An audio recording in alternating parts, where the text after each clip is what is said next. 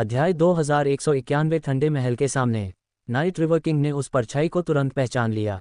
उसने भौहें चढ़ाईं और पूछा, हान सेन यहाँ क्या कर रहा है? हान सेन पहाड़ों की श्रृंखला पार करके कोल्ड पैलेस के पास पहुंच गया था। उसने समय देखा और पाया कि अभी 5 मिनट बाकी हैं। ये बिल्कुल सही था। हान सेन, तुम क्या कर रहे हो? अब तुम कोल्ड पैलेस के संरक्षक नहीं हो। क्या तुम्हें नहीं पता कि यह जगह प्रतिबंधित है? नाइट रिवर किंग हान सेन पर चिल्लाया। हान सेन मुस्कुराया और बोला, नाइट रिवर किंग, क्या तुम इतने बूढ़े हो गए हो कि तुम्हें चीज़ें ठीक से याद नहीं रहती? क्या तुम्हें याद नहीं कि मुझे ब्लेड ग्रह पर किसी भी जगह जाने की इजाज़त दी गई थी? तुमने खुद इसकी इजाज़त दी थी। नाइट रिवर किंग पहले तो उदास सा लगा, लेकिन फिर हंस पड़ा। उसने हान सेन की ओर तिरस्कार से देखा और कहा, यही वजह थी कि तुम ब्लेड ग्रह तक पहुंचना चाहते थे। कोई बात नहीं, अगर तुम मुझे चांदनी सोखते हुए देखना चाहते हो तो बेझिझक देख सकते हो। लेकिन जब तुम ठंड से मरोगे तो तुम्हें न बचा पाने के लिए मुझे दोष मत देना, क्योंकि तुम्हारे पास टैबलेट और उसकी सुरक्षा तक पहुंच नहीं है। नाइट रिवर किंग का मानना था कि हान सेन ने ज़रूर कोई मौत की इच्छा की होगी। आखिरकार वह तो एक मार्क्विस ही था। बिना उस पट्टिका की सुरक्षा के नाइट रिवर किंग भी वहां नहीं रह सकता था। अगर देवता बना हुआ मेढक उससे कुछ दूरी पर होता तो नाइट रिवर किंग अपनी शक्ति से उसकी पैदा की हुई ठंडी ऊर्जा से लड़ सकता था। लेकिन इस प्रक्रिया में वह कम चांदनी सोख पाता। बिना गोली के देवता बना हुआ मेढक उसे पास नहीं आने देता, और अगर उसने मेढक को पागल कर दिया तो शायद उसकी जान चली जाएगी। हान सेन वहां ज्यादा देर तक नहीं रुकेगा। अगर देवता रूपी मेढक सामने आ गया तो हान सेन वहां नहीं रुकेगा। नाइट रिवर किंग को लगा कि हान सेन भागने वाला है, लेकिन तभी हान सेन आ पहुंचा। अब वह पत्थर के घर के सामने दरवाजे के दूसरी तरफ खड़ा था। हान सेन ने नाइट रिवर किंग को मुस्कुराते हुए देखा तो उसने कहा, नाइट रिवर किंग, तुम बहुत अजीब हो। तुम राजा हो सकते थे, लेकिन तुम इस दरवाजे की रखवाली करने आए हो। नाइट रिवर किंग की हंसी फीकी थी। हाँ, हम में से किसी को भी दरवाजे की रखवाली करने की इजाज़त नहीं है। नाइट रिवर किंग ने अपना सिर उठाया। मत कहो कि मैंने तुम्हें चेतावनी नहीं दी थी। जेड टोड के बाहर आने में बस 1 मिनट से भी कम समय बचा है। अगर तुम अभी नहीं भागे तो जब तक वह बाहर आएगा तब तक बहुत देर हो चुकी होगी, और मैं तुम्हें बचा नहीं पाऊंगा। मुझे याद दिलाने के लिए बहुत बहुत धन्यवाद, लेकिन मैं तब जाऊंगा जब मेरा मन करेगा, हान सेन ने सपाट लहजे में जवाब दिया। नाइट रिवर किंग मन ही मन गुनगुनाता रहा और कुछ नहीं बोला। उसे लगा कि हान सेन उसके साथ कोई मजाक करने आया है। हालांकि बिना संरक्षक पट्टिका के ये बस समय की बात थी कि परेशान करने वाला मार्क्विस हार मानकर चला गया। समय बीतता गया और जेड टोड बाहर आने ही वाला था, लेकिन फिर भी हान सेन ने उस जगह से जाने का कोई संकेत नहीं दिया। आगे जो भी होगा वो तो होना ही था। मरोगे तो मरोगे। अगर तुम सच में सोचते हो कि मैं तुम्हें बचाने की कोशिश करूंगा तो तुम बहुत बड़ी गलतफहमी में हो। जब नाइफ मेरे आसपास थी तो मैं तुम्हें अपने आसपास मरने नहीं देता, लेकिन अब जब वो चली गई है। नाइट रिवर किंग की मुस्कान दांतों से भरी हुई थी। धमाका! पत्थर के घर का दरवाज़ा खुला और ठंडी हवा का एक झोंका बाहर आया। ये ज्वार की तरह बह गया, जिससे घर के आसपास का पूरा इलाका जम गया। इसने पानी के बेसिन को बर्फ से ढकी झील में बदल दिया। पत्थर की गुफा से एक हरा मेढक निकलने लगा। झरना और नदी भी जल्दी ही जम गए। ये निश्चित रूप से एक देवता तुल्य प्राणी है। इसके चारों ओर की शक्ति भी बहुत प्रबल है। इसकी बर्फीली शक्ति देखकर ही आश्चर्य होता है, नाइट रिवर किंग ने विस्मय से सोचा। वह हान सेन की ओर देखने के लिए मुड़ा। हान सेन के पास ठंडी हवा को रोकने का कोई रास्ता नहीं था, इसलिए नाइट रिवर किंग ने अनुमान लगाया कि वह तेजी से बर्फ में बदल जाएगा। लेकिन जब उसने देखा तो हान सेन अपनी मूल स्थिति में सहजता से खड़ा था। उसका शरीर जेड जैसा था और वह सामान्य दिख रहा था। ऐसा बिल्कुल नहीं लग रहा था कि वह जम गया हो। नाइट रिवर किंग घूरता रहा और मन ही मन सोचने लगा, यह क्या है? हालांकि यह ठंडी हवा मेढक द्वारा छोड़ी गई एक निष्क्रिय क्रिया है, फिर भी इतनी नज़दीकी पर एक ड्यूब भी इसे रोक नहीं पाएगा। अगर मेरे पास संरक्षक टैबलेट न होता तो मुझे भी इतनी दूरी पर सावधान रहना पड़ता। हान सेन को ठंड क्यों नहीं लग रही है? नाइट रिवर किंग जब ये सोच रहा था तभी देवता रूपी मेढक प्रकट हुआ। उसकी हरी आंखों ने नाइट रिवर किंग को देखा। उसके हाथों में पट्टिका देखकर भी जानवर ने उसे अनदेखा कर दिया। उसने अपना सिर घुमाकर हान सेन की ओर देखा। नाइट रिवर किंग हंसा। मुझे नहीं पता कि तुमने अपने शरीर को जमने से बचाने के लिए क्या किया है, लेकिन रक्षक गोली जेड टोड और मेरी जाति के बीच एक समझौता है। गोली के बिना जेड टोड तुम्हें यहाँ बर्दाश्त नहीं करेगा। वह तुम्हें खा जाएगा। तुम यहाँ आने के लिए बहुत घमंडी थे और अब तुम्हें इसकी कीमत मरकर चुकानी पड़ेगी। जेड टोड ने दरवाजे के दूसरी तरफ खड़े हान सेन को देखा, लेकिन उसने उसे कुछ नहीं किया। वह बस तालाब की तरफ बढ़ता चला गया। नाइट रिवर किंग ने सोचा, क्या जेड टोड ने इतने लंबे समय से कोई हत्या नहीं की है कि अब उसे मांस में कोई रुचि नहीं रही। जब जेड टोड तालाब के पास पहुंचा तो 20-30 छोटे छोटे जेड टोड पानी से बाहर निकले। वे सभी लगभग एक फुटबॉल के आकार के लग रहे थे। वे भी जेड की तरह चमक रहे थे। वे सभी बहुत सुंदर थे। जब छोटे जेड टोड बाहर निकले तो उन्होंने हान सेन को दरवाजे के पास खड़ा देखा। उनमें से कुछ हान सेन की ओर दौड़े। ये देखकर नाइट रिवर किंग बहुत खुश हुआ। अच्छा अच्छा अच्छा, हालांकि ये छोटे जेड टोड अभी अपनी वयस्क शक्ति तक नहीं पहुंचे हैं। अगर वे हान सेन पर हमला करते हैं और वह विरोध करता है तो वह देवता बने जेड टोड द्वारा मारा जाएगा। नाइट रिवर किंग ये सोचकर मुस्कुराया। लेकिन इसके बाद जो दृश्य सामने आया उसने नाइट रिवर किंग को स्तब्ध कर दिया। छोटे जेड टोड हान सेन पर हमला करने नहीं आ रहे थे। जब वे उसके चारों ओर चढ़ गए तो वह झुक गया और उनके सिर थपथपाने लगा। फिर उसने दो को उठा लिया। क्या बकवास है, नाइट रिवर किंग ठीक से सोच नहीं पा रहा था और वह बर्फ की तरह ठंडा दिखने लगा था। जेड टोड को बहुत क्रूर माना जाता था। क्योंकि रिबेट का उससे एक समझौता था, इसलिए संरक्षक पट्टिका वाले लोगों को उसके पास जाने की अनुमति थी। हालांकि बिना पट्टिका के कोई भी उसके घर के पास आने की हिम्मत नहीं करता था। नाइट रिवर किंग को इस बात से हैरानी हुई कि जेड टोड ने हान सेन को नहीं खाया था। लेकिन हान सेन को उस देवता के बच्चे के साथ खुशी से खेलते देखना अजीब था। नाइट रिवर किंग को लगने लगा था कि उस पर किसी तरह का जादू चढ़ा दिया गया है। छोटे जेड टोड पीछे नहीं आ रहे थे। देवता बना जेड टोड रुक गया और हान सेन की तरफ देखने लगा। उसने छोटे जेड टोडों को छूने की हिम्मत की। देवता माने जाने वाले जेड टोड जरूर इस बात से नाराज होंगे, नाइट रिवर किंग ने हताश होकर सोचा। लेकिन देवता बने जेड टोड ने सिर्फ शोर मचाया। वह घूम गया और जमी हुई झील की ओर बढ़ता रहा। हान सेन अभी भी एक छोटे जेड टोड को पकड़े हुए था और वह भीड़ के पीछे झील के पार और झरने तक चला गया। कैसे ये देवता रूपी मेढक किसी बाहरी व्यक्ति को अपने पास बैठने दे रहा है? नाइट रिवर किंग स्तब्ध रह गया। उसका चेहरा बहुत ही खराब हो गया। हान सेन झरने के ऊपर खड़ा था, छोटे जेड टोडों के साथ चंद्रमा और ठंडी शक्तियों को अवशोषित कर रहा था।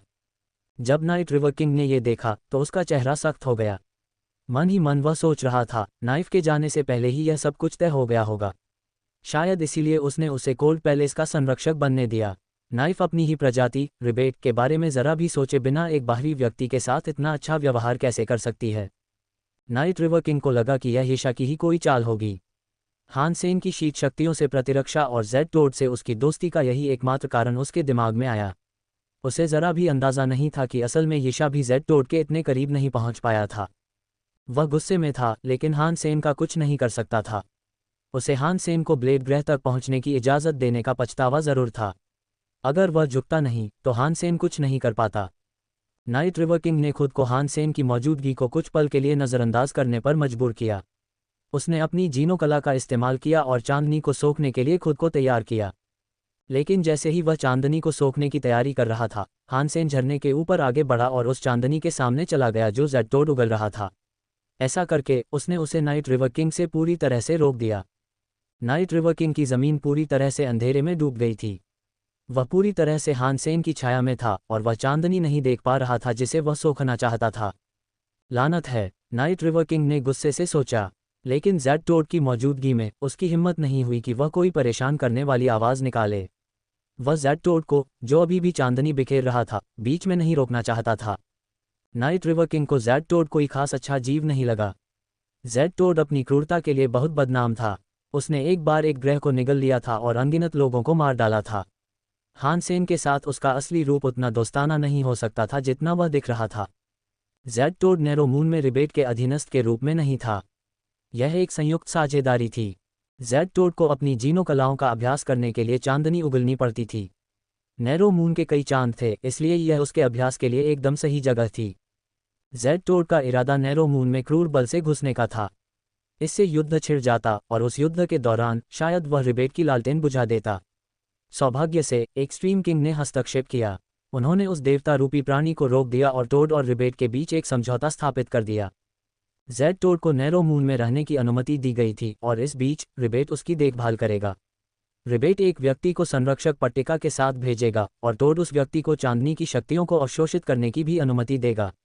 और अगर नैरो मून पर कोई संकट भी आता तो जेड टोड को मदद के लिए आगे आना पड़ता।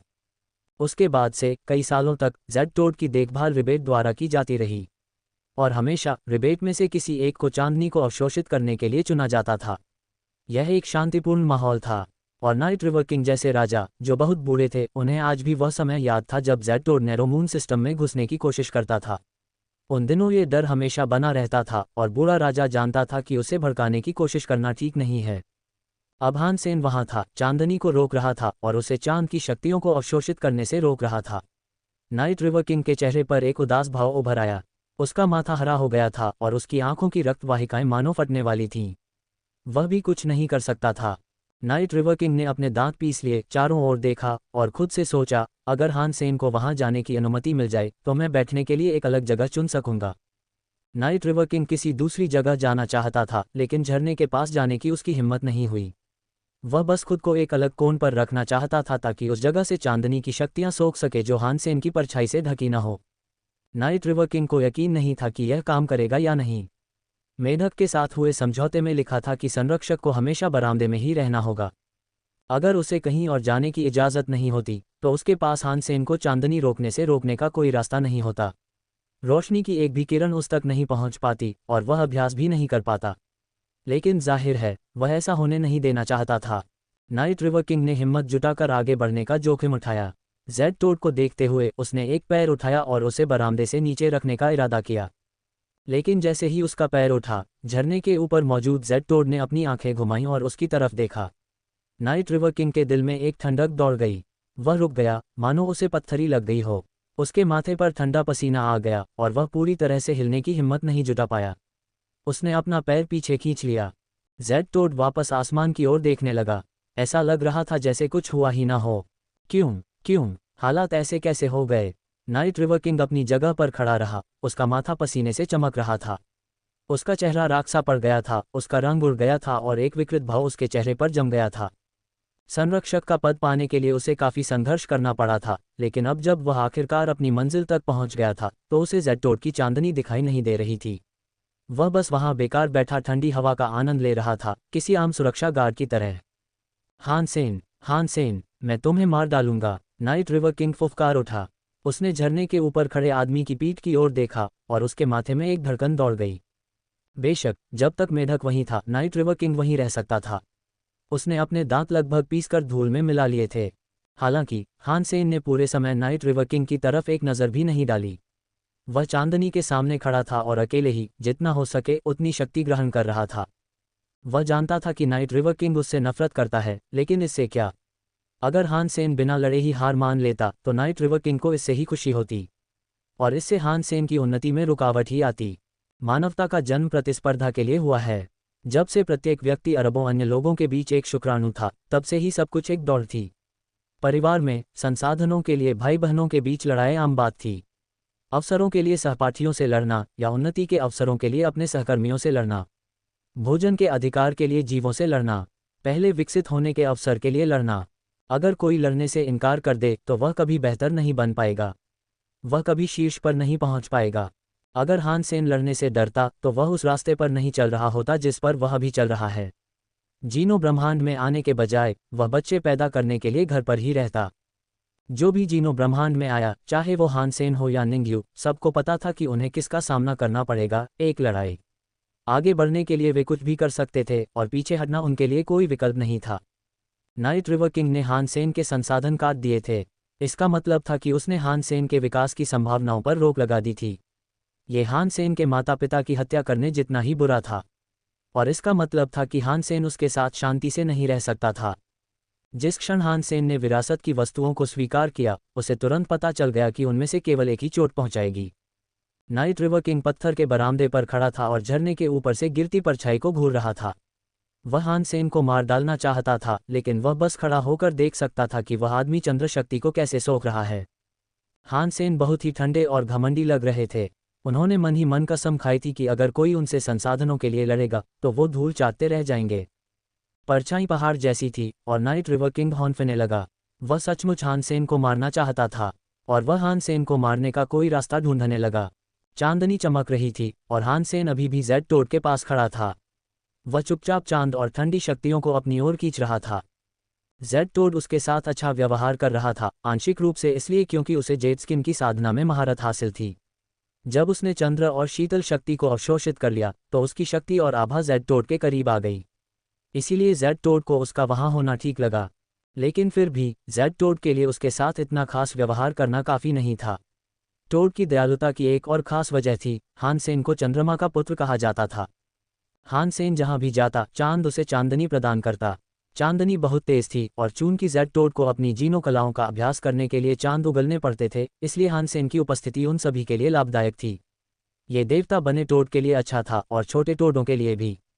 इसलिए जेड टोड हान सेन को उसकी इच्छानुसार कुछ भी करने देने में प्रसन्न था। हान सेन जानता था कि मेढक की सद्भावना उसके बदले की भावना पर निर्भर करती है। वह जेड मेढक के लिए उपयोगी था और इसीलिए उसके साथ अच्छा व्यवहार किया जा रहा था। वरना देवता बना हुआ विदेशी प्राणी उसे बरामदे में ही रहने पर मजबूर कर देता।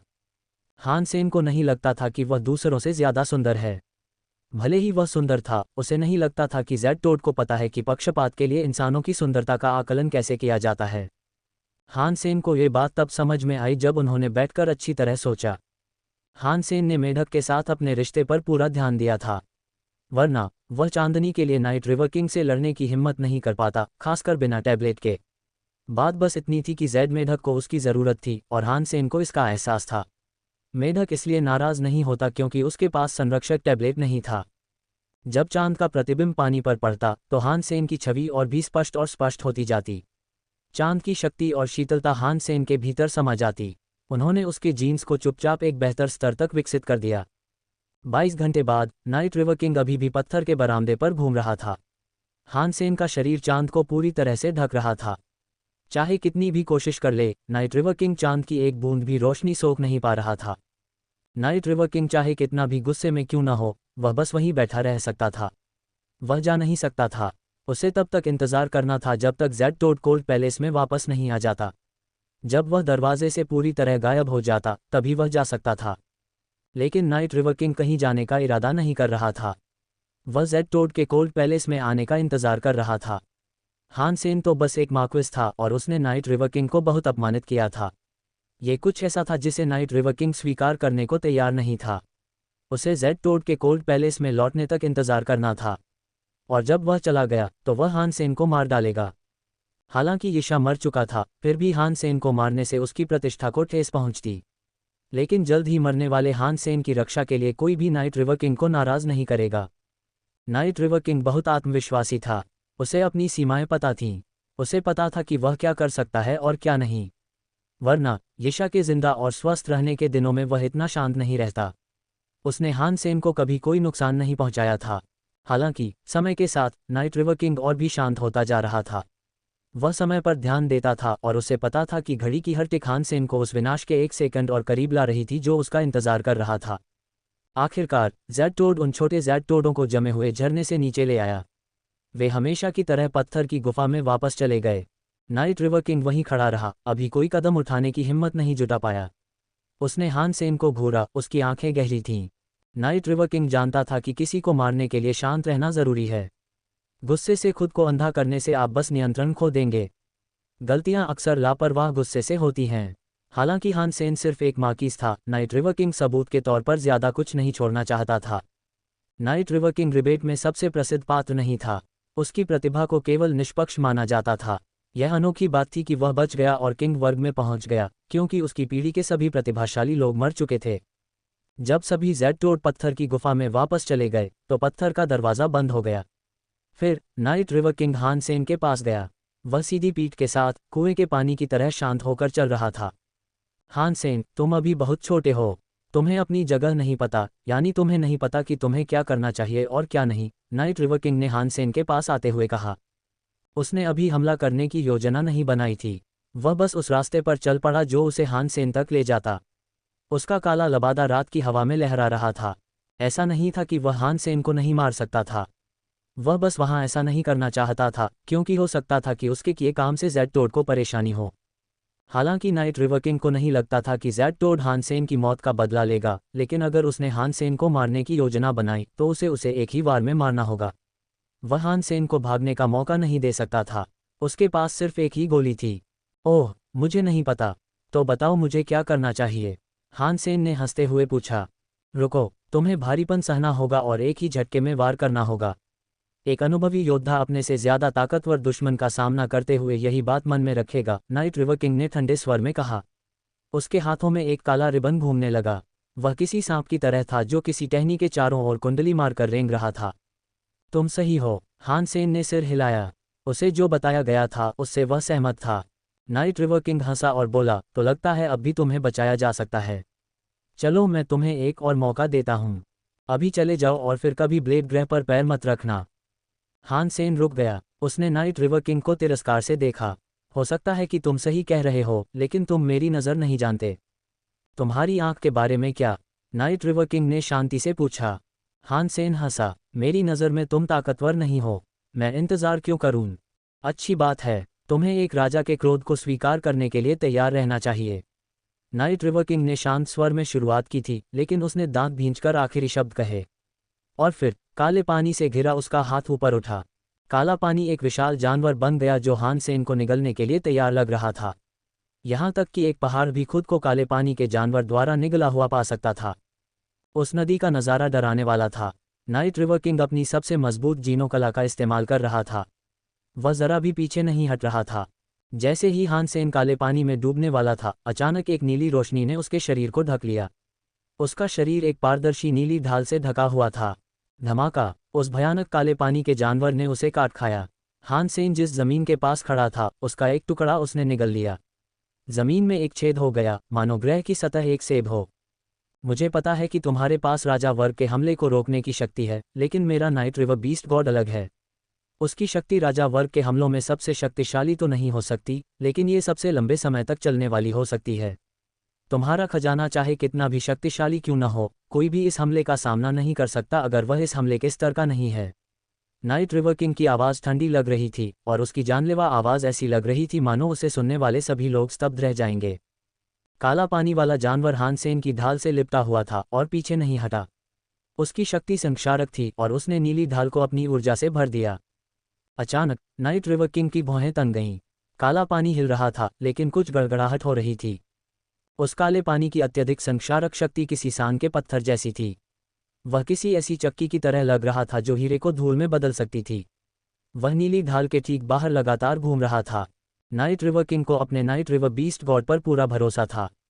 जीनो आर्ट में यशा के दांतों जैसी जबरदस्त मारक क्षमता नहीं थी, जो लगभग किसी भी दुश्मन को एक ही वार में मार गिरा सकती थी। लेकिन ये संक्षारक और घिसने वाली शक्ति राजा वर्ग के हथियारों को नष्ट कर सकती थी। यहाँ तक कि अगर नाइट रिवर का प्रहार किसी देवता की वस्तु पर लंबे समय तक बना रहे तो वह भी धूल में मिल सकती थी। नाइट रिवर किंग को विश्वास नहीं था कि हान सेन की ढाल देवता जैसी है, और अगर उसे विश्वास भी होता तो हान सेन की माँ की शक्ति के साथ वह उसे पूरी क्षमता से इस्तेमाल नहीं कर पाता। नीली ढाल चाहे जो भी हो, अगर हान सेन का दर्जा उस वस्तु से कम होता तो वह ज्यादा देर तक नहीं टिक पाती। ये नियम सभी खजानों पर लागू होता था। नाइट रिवर किंग का मानना था कि उसकी शक्ति हान सेन की ढाल तोड़कर उसे मार सकती है। उसे बस समय चाहिए था। नाइट रिवर किंग बस यही उम्मीद कर रहा था कि हान सेन के मरने से पहले नैरो मून के किसी और कुलीन वर्ग ने उसकी हरकतों पर ध्यान न दिया हो। अगर किसी ने बीच में टोका तो उसकी रात खराब हो जाएगी। अफसोस की बात है कि नाइट रिवर किंग को जानवर की आत्मा और खजाने के बीच के अंतर के बारे में बिल्कुल भी जानकारी नहीं थी। मार्क्विस खजाने की पूरी शक्ति का इस्तेमाल नहीं कर सकता था, ये सच था। लेकिन ये बात जानवर की आत्मा पर लागू नहीं होती थी। किसी खजाने को उपयोग में लाने के लिए उसके उपयोगकर्ता की शक्ति की आवश्यकता होती है, लेकिन जब बात पशु आत्मा की आती है तो उपयोगकर्ता की शक्ति की आवश्यकता नहीं होती। काले पानी के पहिए के नीचे, जो अनगिनत गियरों की तरह एक साथ घूम रहा था, दानव बग बाईसेमा को एक भी बिंदु की क्षति नहीं हो रही थी। अर्धदेवीभूत दानव बग बाईसेमा जब इतना सिकुड़ जाता था कि केवल एक व्यक्ति को ही ढाल पाता था, तो एक ऐसी सुरक्षा प्रदान करता था जिसे केवल पागलपन ही कहा जा सकता था। कोई भी प्रतिद्वंद्वी इसे भेद नहीं सकता था जब तक कि वह स्वयं अर्धदेवीभूत न हो। इसकी सतह से केवल धूल ही खुरचकर हटाई जा सकती थी। राजा वर्ग की शक्ति वाले लोगों के लिए इसकी लचीलापन आश्चर्यजनक था। नाइट रिवर किंग की शक्ति काफ़ी दिलचस्प है। उसकी आक्रमण शक्ति सबसे ज़्यादा मजबूत नहीं है, लेकिन उसमें एक ज़बरदस्त संक्षारक क्षमता है, और इसे पीसने वाली क्रिया के लिए भी आकार दिया गया है। यह एक बहुत ही चतुर तकनीक है। हान सेन ने काले पानी को देखा जो एक पहिए की तरह घूम रहा था, और ऐसा करते हुए वह आगे बढ़ गया। बाईसेमा ने हान सेन की गतिविधियों का अनुसरण किया, तथा जैसे जैसे वह आगे बढ़ता गया वह काले पानी से अलग होता गया। नाइट रिवर किंग काले पानी के ढेर को हिलते हुए देख सकता था और जैसे जैसे नीली ढाल उसके अंदर से निकल रही थी वह और भी ज्यादा हल्की होती जा रही थी। हान Sen night river beast God से बाहर निकलने की कोशिश कर रहा था। कितना शक्तिशाली खजाना है। नाइट रिवर किंग का चेहरा धुंधला गया। उसने देखा कि हान सेन अपनी नीली ढाल लेकर पानी से अलग होकर चला गया, लेकिन नाइट रिवर किंग को लग रहा था कि ऐसा ही होगा। उसने बिना किसी हड़बड़ी के अपनी कमर पर हाथ रखा और एक काला ब्लेड निकाला। वह दांतेदार था और उसका आकार अर्धचंद्र जैसा था। उसने उसे उठाया और हान सेन की ओर वार किया। घूमते हुए अर्धचंद्राकार ब्लेड में नाइट रिवर बीस्ट गॉड की शक्ति भी थी और वह सीधे हान सेन के दानव बगबाई सेमा की ओर बढ़ रहा था। पहिए की शक्ति दानव बगबाई सेमा की सतह से जोर से टकराई और संपर्क होते ही चिंगारियां फूट पड़ीं। इसके साथ ही एक तेज चीख की आवाज भी आई। चलो देखते हैं कि तुम वास्तव में कितनी ताकत से पीछे हट सकते हो, नाइट रिवर किंग ने धीरे से कहा। अर्धचंद्राकार ब्लेड ने लगातार वार किए और काला पानी का चक्र पुनः नीली ढाल पर आ गिरा। हान सेन ने इसे नजरअंदाज कर दिया। वह बस ब्लेड ग्रह पर चलता रहा। नाइट रिवर किंग एक समय बहुत आत्मविश्वासी था। वह किसी और की नज़र में आने से पहले ही हान सेन की ढाल तोड़ देगा और जब ऐसा हो जाएगा तो नाइट रिवर किंग उसे मार डालेगा। इस तरह मामला खत्म हो जाएगा। भले ही इसे अच्छी नज़र से न देखा जाए, लेकिन कोई भी नाइट रिवर किंग के इस कृत्य पर सवाल उठाने की जहमत नहीं उठाएगा। इसके अलावा हान सेन रिबेट में से नहीं था। वह एक बाहरी व्यक्ति था। अगर सभी इस बात से सहमत नहीं होते तो वे एशिया की विरासत की चीज़ों को आपस में बांटने पर सहमत नहीं होते। लेकिन छोटी नीली ढाल पर लगातार टकराता काला पानी का पहिया कारगर साबित नहीं हो रहा था। वह नाव के पहिए की तरह पानी पर बेकार ही घिसट रहा था। नाइट रिवर किंग ने ऐसे कई काले पानी के पहिए बनाए। ढाल पर अब बहुत सारी विनाशकारी शक्ति केंद्रित थी, लेकिन नीली ढाल का रूप नहीं बदला था। हान सेन भी थका हुआ नहीं लग रहा था। ऐसा लग रहा था जैसे उसे ढाल को ऊपर रखने के लिए अपनी ताकत का इस्तेमाल ही नहीं करना पड़ रहा था। असंभव, खजाना चाहे जो भी हो, उसे उसकी शक्ति से ही पोषण मिल रहा होगा। नाइट रिवर किंग का चेहरा बहुत उदास लग रहा था। फिर भी वह ढाल पर हमला करता रहा और उसने चाहे जितना प्रयास किया, कुछ भी काम नहीं आया। कई विशाल काले पानी के पहिए ढाल से टकरा रहे थे, जिससे ढाल उनके द्रव्यमान और भार के नीचे छोटी लग रही थी। अनगिनत बार इस्तेमाल करने के बाद भी ढाल वहीं थी। यह अथाह था, क्योंकि इतनी संक्षारक शक्ति ने ग्रह को ही अंतरिक्ष की धूल में बदल दिया होता। लेकिन ढाल अब भी वही नीली रोशनी छोड़ रही थी, बिना किसी बाधा और क्षति के। नाइट रिवर किंग इतना उत्पात मचा रहा था कि बस कुछ ही समय में मूनव्हील किंग और बाकी लोगों का ध्यान उस पर गया और उन्होंने ध्यान दिया। नाइट रिवर किंग क्या कर रहा है? नाइफ की अभी अभी मौत हुई है और वह अभी से उसकी इकलौती छात्रा को मारना चाहता है। नाइट रिवर किंग की अपनी छात्रा पर क्या बीत रही होगी? मूनव्हील किंग गंभीर लग रहा था। जब ब्लैक मून किंग ने यह देखा तो वह खुद भी बहुत उदास हो गया। फिर वह मुस्कुराया और बोला, नाइट रिवर किंग, तुमने अपनी इज्जत छोड़ दी और एक शिष्य को मारने की कोशिश की, लेकिन देखो तुम नाकाम हो गए। तुम पूरी तरह से शर्मनाक हो। नैरो मून के कुछ अन्य राजा इस स्थिति को देख रहे थे और भ्रमित भाव से देख रहे थे। वे सभी नाइट रिवर किंग की ताकत से अच्छी तरह वाकिफ थे। वे जानते थे कि वह सबसे ताकतवर नहीं था, लेकिन अगर उसके पास समय होता तो वह किंग क्लास के किसी भी हथियार को कुचल सकता था। नाइट रिवर किंग के लगातार हमले के आगे हान सेन की नीली ढाल जरा भी नहीं हिल रही थी। राजाओं ने ऐसा पहले कभी नहीं देखा था। ये कैसा खजाना है? मार्क्विस के हाथों में भी इसकी ऐसी सुरक्षा है? सभी हैरान थे। हान सेन ब्लेड ग्रह की सतह से नीचे उतरा। नाइट रिवर किंग उसे मारने की कोशिश करता रहा, लेकिन उसकी सारी कोशिशें बेकार गईं। वह हान सेन को आगे बढ़ने से नहीं रोक सका। नाइट रिवर किंग के चेहरे पर क्रोध और शर्मिंदगी साफ दिखाई दे रही थी। दूसरे राजाओं के सामने अपनी प्रतिष्ठा कुर्बान करने के बावजूद वह हान सेन के बाल भी नहीं बिगाड़ पाया था। शर्मिंदगी उसके अंदर तक उतर गई। नाइट रिवर किंग आकाश की ओर गरजा और उससे और भी काला पानी ऊपर उठा। उसकी शक्ति का विस्फोट हुआ। उसका दांतेदार अर्धचंद्राकार हान सेन की ओर चमक उठा, जो अभी भी ब्लेड ग्रह से ऊपर उठ रहा था। एक उड़ता हुआ अर्धचंद्र काले पानी की शक्ति को अपने पीछे लिए हुए हान सेन की ओर बढ़ रहा था। उसने पूरी ताकत से नीली ढाल पर प्रहार किया। राजा श्रेणी का हथियार नीली ढाल के विरुद्ध घूमता रहा। वह ढाल से जोर से टकराया, जिससे कई चिंगारियां और आवाजें निकल रही थीं। उसने पूरे आकाश को जगमगा दिया। ब्लेड ग्रह शोर और रोशनी से घिर गया और सभी जीव जहां तक हो सके भाग गए। केवल राजा वर्ग के कुलीन लोग ही देखने के लिए रुके। अब उनमें से कई ने आकाश में चिंगारियां देखीं। अभिजात वर्ग के लोग आकाश में हो रहे प्रकाश शो को घूर रहे थे, जो नीली ढाल में लिपटे हान सेन पर केंद्रित था।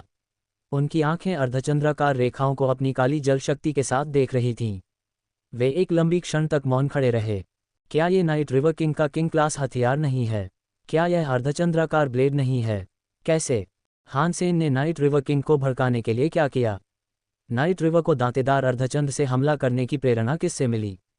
आसमान में चिंगारियों की गड़गड़ाहट ऐसे फूट रही थी जैसे कोई आतिशबाजी चल रही हो। दांतेदार अर्धचंद्राकार घिसकता रहा, लेकिन राजाओं को समझ आ गया कि हान सेन की ढाल अभी तक नहीं टूटी थी और अर्धचंद्राकार ब्लेड के नुकीले दांत टूटने लगे थे। दांतेदार अर्धचंद्राकार ब्लेड के दांत टूटने वाले थे, और फिर भी वह हान सेन की ढाल को तोड़ने में असमर्थ था। रिवर नाइट बीस्ट गॉड तो पहले ही फेल हो गया है। यह कोई अनोखी बात नहीं है ना? हान सेन की आवाज़ नैरो मून में गूंज उठी। उसने अर्धचंद्राकार ब्लेड को नज़रअंदाज किया और हवा के साथ उड़ता रहा। नाइट रिवर किंग की आंखें गुस्से से भरी हुई थीं, लेकिन वह हान सेन को आगे बढ़ने से नहीं रोक सका। उसने हान सेन को धीरे धीरे जाते देखा और जैसे ही वह गया, उसे निराशा, शर्म और गुस्से का मिला जुला एहसास हुआ। नाइट रिवर किंग के सीने में आग धधक रही थी, जिससे उसका खून तेजी से धड़क रहा था। नाइट रिवर किंग हान सेन को मारना चाहता था। उसने अपने अर्धचंद्राकार ब्लेड का भी इस्तेमाल किया, लेकिन वह चाहे जितना भी प्रयास करे, हान सेन पर उंगली तक नहीं उठा सका। जब हान सेन ग्रह से सुरक्षित बाहर चला गया, तो नाइट रिवर की असफलता ने उसे नैरो मून के अंदर सभी कुलीनों के लिए हंसी का पात्र बना दिया। हालांकि आम रईस नाइट रिवर किंग का उसके मुंह पर मजाक नहीं उड़ाते थे, फिर भी वे उसकी पीठ पीछे इस पर चर्चा करने में बहुत खुश थे। वे सभी हैरान थे कि हान सेन की ढाल इतनी शक्तिशाली थी और नाइट रिवर किंग ने इतना बुरा प्रदर्शन किया था। कुछ समय पहले हान सेन ने अपने अतिरिक्त 22 सेमा जीरो, लिटिल एंजल और हान मेंगर को दे दिए थे। सोने वाला उसने अपने पास रख लिया था।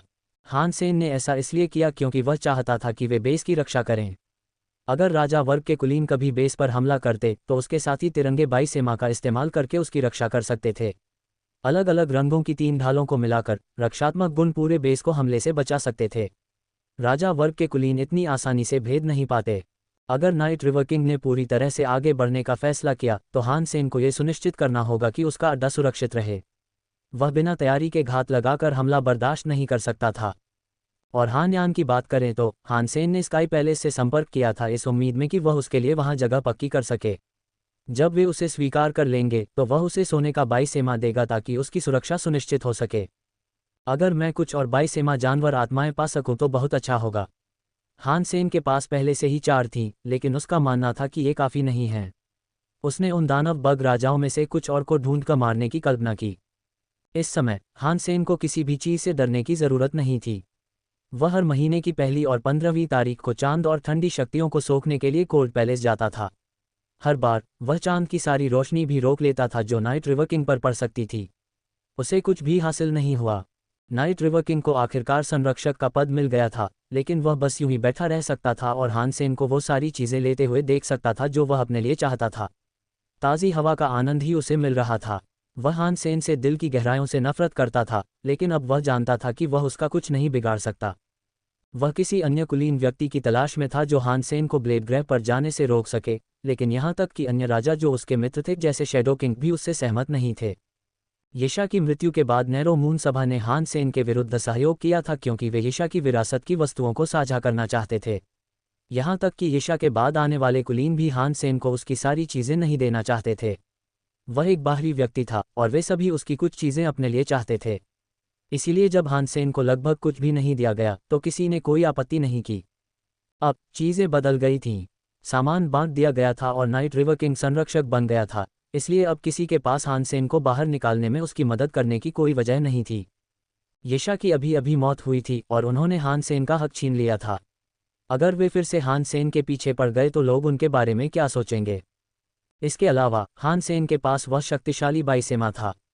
उसे हराना बहुत मुश्किल था और इसकी कोई गारंटी नहीं थी कि वे ऐसा कर पाएंगे। नाइट रिवर किंग पहले ही ढाल पर कब्जा करने की कोशिश कर चुका था और इससे उसकी प्रतिष्ठा ही धूमिल हुई थी। दूसरे राजा ऐसा कुछ नहीं करना चाहते थे जिससे उन्हें कोई फायदा न हो। यह उनका काम नहीं था। नाइट रिवर किंग अकेले हान सेन को नहीं रोक सकता था। इसलिए महीने में 2 रातें नाइट रिवर किंग को मजबूरन हान सेन को उस चांदनी में डूबते देखना पड़ता था। उसे इस बात से नफरत थी कि हान सेन ने उससे ग्रह पर जाने की इजाज़त छीन ली थी। लेकिन अब बहुत देर हो चुकी थी। हान सेन एक भी दिन नहीं चूकता था और आखिरकार नाइट रिवर किंग की ब्लेड ग्रह पर जाने में कोई दिलचस्पी नहीं रही। हान सेन अपनी शीत और चंद्र शक्तियों का अभ्यास करता रहा, इस उम्मीद में कि वह जल्द ही ड्यूक बन जाएगा और फिर वह ड्यूक के जीन्स को आत्मसात कर पाएगा। नाइट रिवर किंग ग्रह ग्रहण पर जाने के लिए इतना पागल नहीं था, हालांकि वह वहां जाना बहुत चाहता था। उसका एक हिस्सा उस ग्रह पर जाकर उसे हर तरह से कुचल देना चाहता था, लेकिन रसद पहुंचाने में कोई समस्या पैदा करना भी उसके लिए संभव नहीं लग रहा था। बेस में ज़्यादा लोग नहीं थे और ऊपर से आसपास बहुत सारे संसाधन भी थे, इसलिए उनके पास जल्दी खाना खत्म नहीं होता था और बाकी सब चीज़ों के लिए भी वहाँ उन्हें भरपूर आपूर्ति थी। ब्लैक मून किंग ने हान सेन को कुछ अतिरिक्त मदद दी, जिससे ये सुनिश्चित हो गया कि प्लैनेट इक्लिप्स एक अलग थलग समुदाय नहीं रहा। हान सेन के लिए अलगाव का कोई मतलब नहीं था, लेकिन उन्होंने दी गई मदद की कद्र की। समय बीतता गया और हान सेन का जेड स्किन ड्यूक स्तर के करीब पहुंच गया, लेकिन इससे पहले कि वह आगे बढ़कर ड्यूक के पद तक पहुंच पाता, उसे हुआनफू जिंग का एक संदेश मिला। हान सेन को ये बात हैरान कर गई। हुआनफू जिंग एक बहुत ही स्वतंत्र महिला थीं। गठबंधन में उनकी उपाधि रानी थी और उनका व्यक्तित्व उस उपाधि के बिल्कुल अनुरूप था। अगर वह अचानक हान सेन से संपर्क कर रही थी तो ज़रूर कुछ हुआ होगा। क्या हुआ? हान सेन ने तुरंत पूछा। उसके साथ औपचारिकता की कोई ज़रूरत नहीं थी। हुआनफू जिंग ने भी उतनी ही स्पष्टता से जवाब दिया, मैं जेड ड्रम ग्रह पर हूँ। वहाँ मुसीबत है। मुझे साफ साफ बताओ। हान सेन चलते और बात करते हुए ग्रह जेड ड्रम का अवलोकन कर रहा था। जेड ड्रम ग्रह 1000 खजानों का ग्रह था। वहाँ एक जेनोजेनेसिस था जिसका नाम जेड ड्रम था। ये ग्रह के नाम पर ही बना था। स्टोन ड्रम, स्टील ड्रम, कांस्य drum, silver drum, gold drum, Z drum, ये 6 जेनोजेनिक्स सामान्यतः ड्यूक श्रेणी के थे और वे सभी विशेष रूप से जेड ड्रम ग्रह पर रहते थे। उनके द्वारा खोजी गई जानकारी के अनुसार जेड ड्रम किंग क्लास बन सकते थे, लेकिन किंग क्लास जेड ड्रम को आमतौर पर ग्रह जेड ड्रम से दूर ले जाया जाता था। जेड ड्रम्स की बहुत मांग थी क्योंकि वे बहुत अनोखे थे। ये जीव हिल डुल नहीं सकते थे और उन्हें ब्रह्मांड में यात्रा करने के लिए दूसरी जातियों की मदद की ज़रूरत थी। आमतौर पर ड्रम्स किसी ताकतवर जाति का अनुसरण करते थे। अगर कोई ड्रम्स को ले जाना चाहता था तो उसे ड्रम्स की अनुमति लेनी पड़ती थी। अगर यह अनुमति मिल जाती तो ड्रम्स खुद को जेड ड्रम ग्रह से हटा सकते थे। जेड ड्रम जेनोजेनिक संगीतमय जेनोजेनिक्स थे। वे ब्रह्मांड में कहीं भी जा सकते थे और ध्वनि को अवशोषित करके अपना स्तर बढ़ा सकते थे। उनकी शक्तियां भी ध्वनि संबंधी थीं। अगर कोई उनके पास जेड ड्रम रखता और उन पर ध्वनि शक्ति से हमला होता तो जेड ड्रम उन्हें ढाल देता और अपनी ध्वनि शक्तियों से उनका मुकाबला करता। हुआनफू जिंग खोजबीन कर रही थी। जब वह जेड ड्रम ग्रह के पास से गुजरी तो उसने एक सिल्वर ड्रम पकड़ने में अपनी किस्मत आजमाने की सोची। हैरानी की बात है कि हुआनफू जिंग को जेड ड्रम की मंजूरी मिल गई, लेकिन उसके बाद चीज़ें बिगड़ने लगीं। जेड ड्रम्स 1000 ट्रेजर्स के थे। 1000 ट्रेजर्स ने वहाँ जीवों को मुफ्त खजाने के रूप में रखा था। 1000 ट्रेजर्स से टिकट खरीदने वाला कोई भी व्यक्ति जेड ड्रम ग्रह पर जाकर ऐसा ड्रम ढूंढ सकता था जो उन्हें स्वीकार करना चाहे। जहाँ तक ड्रम ढूंढने और उनकी मंजूरी पाने की बात थी, 1000 ट्रेजर्स को इसकी कोई परवाह नहीं थी। वे बस उन ड्रमों को रजिस्टर कर देते थे जो छीन लिए जाते थे। हुआनफू जिंग सिर्फ एक अर्ल थी, लेकिन उसने एक जेड ड्रम की मंजूरी हासिल कर ली थी। 1000 खजाने उसे अभी भी इसे लेने की इजाज़त दे सकते थे, लेकिन अगर उसने इसे पंजीकृत कर लिया तो सबको पता चल जाएगा कि एक अर्ल ने जेड ड्रम ले लिया है। वह जेड ड्रम ग्रह पर सुरक्षित रहेगी, लेकिन अगर वह चली गई तो कई लोग इसे उससे छीनने की कोशिश करेंगे। तो हुआनफू जिंग ने अभी तक इसे रजिस्टर नहीं किया था। इसके बजाय उसने हान सेन को फ़ोन किया। हुआनफू जिंग से बात करते हुए हान सेन ने रास्ते पर एक नज़र डाली और वहां पहुंचने में लगने वाले समय का अनुमान लगाया।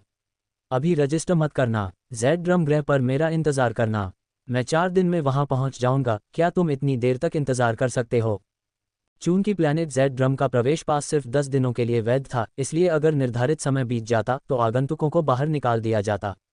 इसलिए हान सेन को यह सुनिश्चित करना पड़ा कि वह समय पर पहुंच जाए।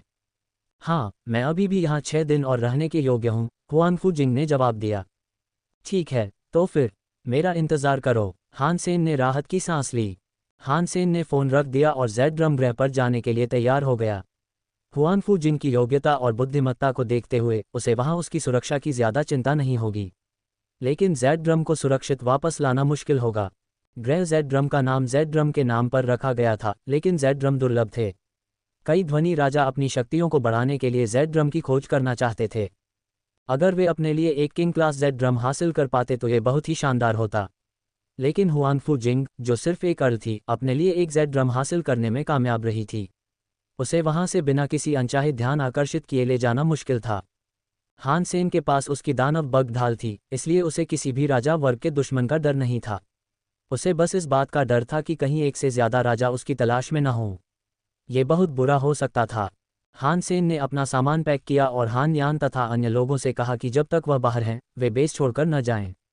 नैरो मून से निकलते समय उन्होंने बावा को अपने साथ ले लिया और वे जेड ड्रम ग्रह तक पहुंचने के लिए एक वर्महोल का उपयोग करने लगे। हान सेन अभी नैरो मून से निकला ही था कि नाइट रिवर किंग को उसके जाने की खबर मिली। हान सेन, जानते हो क्या, अगर मैं तुम्हें मार न सकूं तो कोई बात नहीं, मैं तुम्हें मौत से भी बदतर हालत में पहुंचा सकता हूं। नाइट रिवर किंग का चेहरा पूरी तरह से विकृत हो गया था और उसकी आंखों में घृणा की आग भड़क रही थी। एक ड्यूक आया और नाइट रिवर किंग को प्रणाम किया। महाराज, मैंने वह सब कुछ कर दिया है जो आपने मुझसे कहा था। अच्छा, बहुत अच्छा। नाइट रिवर किंग ने ड्यूक को माफ़ी मांगने के लिए हाथ हिलाया। फिर उसने अपना ध्यान स्क्रीन पर लगाया जिस पर प्लेनेट इक्लिप्स दिखाई दे रहा था। एक विकृत मुस्कान के साथ उसने कहा, हान सेन, मैं तुम्हारे चेहरे पर वह भाव देखने के लिए बेताब हूं जब तुम वापस आओगे और पाओगे कि तुम्हारे सभी दोस्त मर चुके हैं। मैं इसका बेसब्री से इंतज़ार करूंगा। हान सेन के जाने के अगले दिन जहाज़ों का एक बेड़ा नैरो मून में दाखिल हुआ। ये मालवाहक जहाज थे जो उपज पहुंचाते थे। ये नैरो मून के लिए बाहरी थे, इसलिए उन्हें अंदर आने के लिए कर चुकाना पड़ता था। जहाज पर कई संसाधन थे जिनमें से कई अलग अलग ग्रहों से आए थे। कई जेनोजेनिक भी थे जो उनके माल का मुख्य भार थे। जब जहाज ग्रहण ग्रह के पास से गुजरा तो उनमें से एक जहाज टूट गया। कई जेनोजेनिक्स जहाज से भाग निकले और नैरो मून में बिखर गए। नैरो मून के लोगों ने उन्हें फिर से पकड़ने की कोशिश की। जब ये सब हुआ तो किसी ने ग्रह ग्रहण में प्रवेश किया और वहां एक पहाड़ के ऊपर एक जेनोजेनिक्स को रख दिया। यह एक जेनोजेनिक थी जो रानी मधुमक्खी जैसी दिखती थी। हालांकि अपेक्षित पीले और काले रंग के बजाय इसका शरीर गहरे लाल रंग का था। जब उस जेनोजेनिक को आज़ादी मिली तो उसने उस पहाड़ पर मौजूद जेनोजेनिकों की एक पूरी टोली को मार डाला। फिर उसने मारे गए लोगों के शरीर के अंदर अंडे रख दिए। अंडे भी लाल थे। वे अंडे तेजी से सेते गए और ऐसा होते ही लाशें सूखकर भूसी में बदल गईं। ऐसा लग रहा था जैसे अंडे शरीर के सारे पोषक तत्व सोख रहे हों। कुछ ही देर बाद मधुमक्खियां अंडे से निकलने लगीं और एक विशाल पर्वत श्रृंखला के बीच एक पहाड़ की ओर बढ़ने लगीं। उन्होंने मिलकर उसे खोखला कर दिया। पहाड़ की ढलानों पर कई प्रवेश द्वार थे। यह एक विशाल मधुमक्खी के छत्ते जैसा था और उनमें से कई लाल मधुमक्खियां अंदर बाहर आती जाती रहती थीं। जब ये सब हो रहा था तो बेस में किसी ने ध्यान नहीं दिया। हान सेन ने सबको कहा था कि जब वह जाए तो बेस के अंदर ही रहें, इसलिए उसके लोगों ने वैसा ही किया जैसा उन्हें बताया गया था। न कोई शिकार करने गया और न ही कोई वापस गया। इस स्थिति ने हत्यारे नाइट रिवर किंग को गहरी भौहें चढ़ा दीं। उसने झट से कहा, हान सेन दुष्ट है। जाने के बाद उसने अपने सभी दोस्तों को बेस में छिपने के लिए कहा था, लेकिन छिपने से उन्हें कोई फायदा नहीं होगा। वे सब मर जाएंगे। हमें बस शैडो क्वीन बी को उसकी पसंदीदा धूप बत्ती से अपनी ओर आकर्षित करना है। अगर हम उसे बेस की ओर ले गए तो वह निश्चित रूप से उन सभी को मार डालेगी। हान सेन, जब तुम वापस आओगे और देखोगे कि तुम्हारे सभी दोस्तों और परिवार के सदस्यों में रानी मधुमक्खी के अंडे प्रत्यारोपित हो गए हैं तो मुझे आश्चर्य है कि तुम्हारे चेहरे पर क्या भाव होंगे। हान सेन निर्धारित मार्ग पर चलते हुए समय पर जेड ड्रम ग्रह पर पहुंच गया। 4 दिन ज्यादा समय नहीं था, लेकिन हान सेन के लिए ये देरी काफी चिंताजनक थी। उसे डर था कि अब तक रानी और जेड ड्रम मिल गए होंगे। खुशकिस्मती से वह सब घटित नहीं हुआ जिसका उसे डर था। उसने 1000 खजानों को कुछ नकद पैसे दिए, फिर जेड ड्रम ग्रह में प्रवेश किया। जेड ड्रम ग्रह के ऊपर से उड़ते हुए ग्रह धूसर पहाड़ों से ढका हुआ दिखाई दे रहा था। कोई जीवन दिखाई नहीं दे रहा था। वहां कोई ग्रामीण इलाका नहीं था और न ही कोई विदेशी जीव थे। लेकिन ये तो बस ग्रह की सतह थी। जेड ड्रम ग्रह पर एक बड़े पहाड़ के अंदर ढेर सारी खदानें थीं। ड्रम के अज्ञात जीव वहां रहते थे। उन्हें ढूंढने के लिए लोगों को खदानों में खोजबीन करनी पड़ती थी और खुदाई करनी पड़ती थी। हालांकि उन्हें जो जीव मिलता था उसका स्तर भाग्य और उनकी अपनी क्षमताओं के मेल से तय होता था। यहां तक कि राजा वर्ग के कुलीन लोग भी शायद निम्न स्तरीय कांस्य ड्रम या रजत ड्रम ही ढूंढ पाते थे। जेड ड्रम अत्यंत दुर्लभ थे। इन्हें ढूंढने की दर अक्सर प्रति वर्ष 1 से भी कम होती थी। हान सेन ने अपने फ़ोन से क्वीन को फ़ोन किया, लेकिन कॉल नहीं लगी। क्वीन ने अपना कम्युनिकेटर बंद कर दिया था, जिससे हान सेन की भौहें तन गईं। जेड ड्रम ग्रह में प्रवेश करने से पहले वह क्वीन से बात कर रहा था, लेकिन अब फ़ोन काम नहीं कर रहे थे। इससे उसे लगा कि ज़रूर कुछ हुआ होगा। खुशकिस्मती से हान सेन को उसकी आखिरी लोकेशन पहले से ही पता थी, इसलिए उसने अपना लाल बादल बुलाया और बाव एयर के साथ सीधे उसकी तरफ चल पड़ा। जेड ड्रम ग्रह पर एक खास पहाड़ के अंदर एक ऋषभ मार्क्विस एक अजीबोगरीब खजाने का हथियार पकड़े हुए था। वह जानलेवा लग रहा था। उसने हुआनफू जिंग की तरफ देखा और हंसा। मैं यहाँ बस एक जेड ड्रम ढूंढने आया था और देखना चाहता था कि क्या मैं उसे चुरा सकता हूँ। तुम्हारी बदौलत मुझे वह यहीं मिल गया।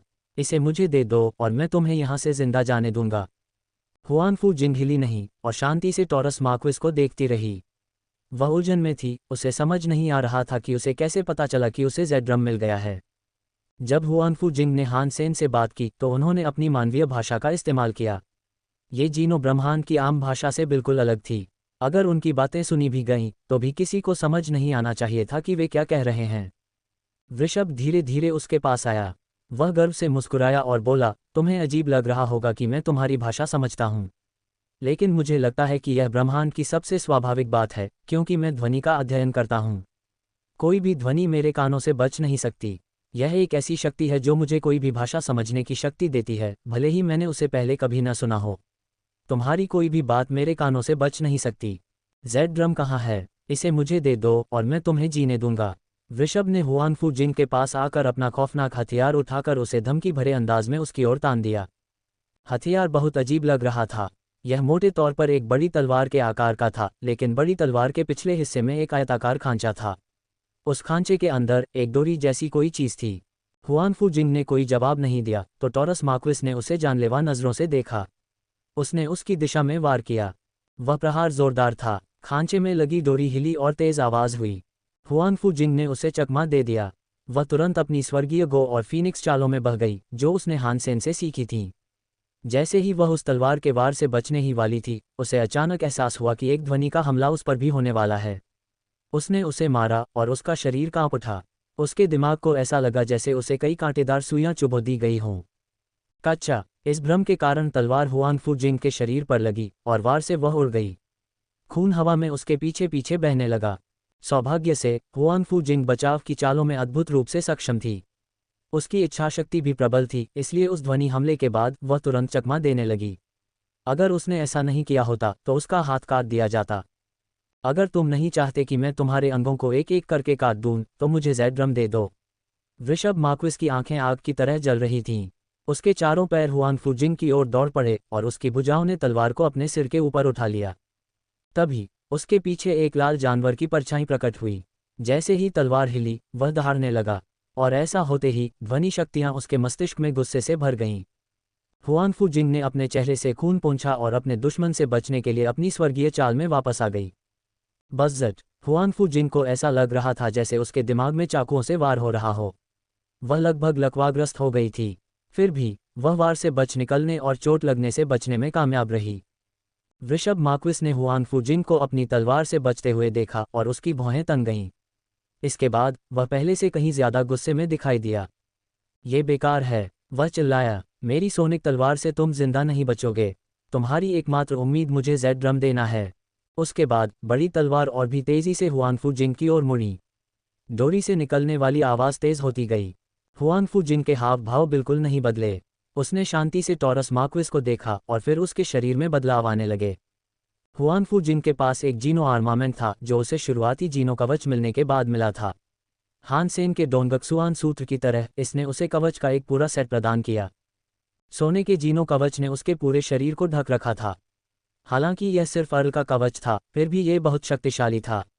ये सर्वोच्च अर्ल के कवचों से कमजोर नहीं था, लेकिन उसके बारे में सबसे डरावनी बात यही नहीं थी। सोने के कवच के भीतर एक अजीब सी शक्ति पनपने लगी। इसने उसके असली शरीर को ही बदल दिया। उसके कवच से एक सुनहरी रोशनी चमकने लगी और कवच लाल स्टील जैसा दिखने लगा। वह ऐसी लग रही थी मानो अभी अभी लावा के किसी कुंड से निकली हो। हालांकि उससे कोई गर्मी नहीं निकल रही थी और उसकी बढ़ती शक्ति कवच में ही समाहित थी। इससे वह सोने जैसी चमक रही थी। डोंग महातलवार ने वार किया, लेकिन इस बार हुआनफू जिंग ने बचाव नहीं किया। उसने अपना हाथ उठाया और गिरते हुए ब्लेड को पकड़ लिया। हुआनफू जिंग के हाथ ने उस वार को पूरी तरह रोक दिया। ब्लेड रुक गया और वृषभ के बल के बावजूद ब्लेड ने और नीचे गिरने से इनकार कर दिया। सोने जैसा दिखने वाला हाथ चमक रहा था और उसके संपर्क बिंदु से चिंगारियां फूट रही थीं। वृषभ ने आंखें फाड़कर देखा। उसे यकीन नहीं हो रहा था कि एक अर्ल उसकी तलवार को रोकने में कामयाब हो गया। वह इतना गुस्से में था कि दहाड़ने से खुद को नहीं रोक सका। अपनी महान तलवार को थामे हुए उसने उसे नीचे की ओर धकेलने के लिए और भी जोर लगाना शुरू कर दिया। हुआनफू जिंग की आंखें चमक उठीं और उसके शरीर से सुनहरी रोशनी तेजी से निकल रही थी। उसका दूसरा हाथ उस समय एक ब्लेड की तरह था और उसने हमलावर तलवार पर वार करने के लिए उसके शरीर पर वार किया। वेदना। हुआनफू जिंग के प्रहार से तलवार की डोरी टूट गई और तीखी आवाजें आखिरकार बंद हो गईं। लेकिन उस जोर ने हुआनफू जिंग को जमीन पर घुटनों के बल गिरा दिया। ध्वनि शक्तियों के बिना भी तुम्हें मारना एक संतोषजनक प्रयास होगा। वृषभ गरजा। उसकी मांसपेशियां उभरी हुई थीं और उसकी परछाई उभरत दिख रही थी। महातलवार आधे घुटनों पर बैठे हुआनफू जिंग पर वार करती हुई आई।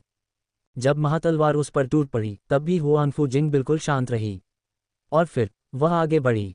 उसने महातलवार के आने वाले प्रहार को नज़रअंदाज कर दिया और अपनी सुनहरी मुट्ठी वृषभ की ओर उछाल दी। धिक्कार है। टॉरस मार्क्विस परेशान लग रहा था, लेकिन वह अभी भी लालची था। उसने तो बस उसका हाथ पकड़ने की कोशिश की थी। वह उसे अभी मारना नहीं चाहता था। आखिरकार उसे जेड ड्रम ढूंढने के लिए उसकी ज़रूरत थी। जैसे ही तलवार हुआनफू जिंग पर वार करने ही वाली थी, उसका शरीर अचानक गायब हो गया। वह उसके पीछे टेलीपोर्ट हो गई और उसकी मुक्का उसके सिर के पिछले हिस्से में जा लगी। वेदना। उस चमकदार मुट्ठी ने टॉरस के सिर के पिछले हिस्से पर हथौड़े की तरह वार किया। उसकी सुरक्षा को भेदते हुए उसका हेलमेट भी चकनाचूर हो गया। धनुर्धर हैरान और क्रोधित हो गया और इसलिए उसने जल्दी से अपनी तलवार अपने पीछे घुमा ली। लेकिन महातलवार को कोई निशाना नहीं मिला। वह उसे छू भी नहीं सकी क्योंकि उसका शरीर उसकी बाईं ओर टेलीपोर्ट हो गया था। एक शक्तिशाली पैर शिकारी बिल्ली की क्रूरता और गति के साथ उसकी गर्दन की ओर घूम गया। कच्चा चमकता हुआ पैर मानो कुल्हाड़ी की तरह उसकी गर्दन पर वार करने के लिए आगे बढ़ा। पैर ने उसकी गर्दन का कवच तोड़ दिया और उसके मांस से खून निकाल दिया। हुआनफू जिंग फिर भी नहीं रुकी। वह उसके चारों ओर प्रकट हुई, मानो किसी कत्लखाने में वार कर रही हो। उसने अपनी मुट्ठियों, उंगलियों, कोहनियों, पैरों और घुटनों से उस पर वार किया। उसने वृषभ को ढेर सारे घाव दिए। हर वार के साथ उसका कवच और भी टूटता गया। टॉरस मार्क्विस किसी बेवकूफ़ भालू की तरह हैरान लग रहा था। अब चाहे उसने कितनी भी कोशिश की हो, वह हुआनफू जिंग पर हमला नहीं कर पा रहा था और हर पलटवार की कोशिश में उसे फिर से चोट लग जाती थी। वृषभ अपने ही खून से लथपथ था। उसके चेहरे पर क्रोध, भय और निराशा साफ झलक रही थी। इससे वह दर्द से चीख उठा। धमाका। उन बेकाबू हमलों के बीच टॉरस का बाकी कवच टूट गया। हुआनफू जिंग ने उसका सिर पूरी तरह से फाड़ दिया और सिरविहीन शरीर खून की धार छोड़ते हुए जमीन पर गिर पड़ा। हुआनफू जिंग वापस जमीन पर लेट गई। उसका चेहरा बिल्कुल नहीं बदला था। उससे निकलती रोशनी धीरे धीरे कम होती गई और वह फिर से अपनी सामान्य अवस्था में आ गई। हान सेन समय पर पहुंच गया था और हुआनफू जिंग को अपने सुपर गॉड बॉडी का इस्तेमाल करते हुए देख रहा था।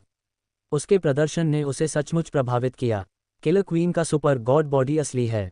असीमित टेलीपोर्टिंग क्षमता उसे इस ब्रह्मांड में ले जाने के लिए काफ़ी होगी।